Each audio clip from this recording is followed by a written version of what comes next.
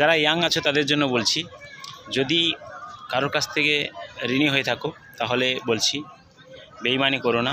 আজ না হলে কালকে ওর ঋণের বোঝা পরপর কমিয়ে দাও। আর তা না হলে যদি বুড়ো হয়ে যাও তাহলে কিন্তু ওই ঋণের বোঝা বাড়তে থাকবে, ওটা কিন্তু দিতে তোমার জন্য অনেক কষ্ট হয়ে যাবে, ঠিক আছে।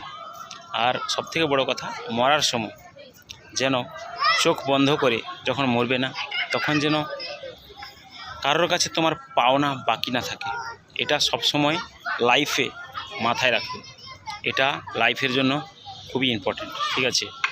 তো লাইফে বুড়ো হয়ে মরার সময় চুলদাড়ি পাকতে পাকতে যখন পাকবে না, যখন ভাববে যে আমার সময় ঘনিয়ে এসছে, তখন সবসময় নিজের ঋণের বোঝা যেন কমে যায়, সেই চিন্তাটা মাথায় রেখে চোখ বন্ধ করবে। না হলে কিন্তু পরের জন্মে আবার ঠাঁই পাবে না, আবার কুকুর হয়েও ওকে শোধ করতে হবে ওর ঋণ, ঠিক আছে।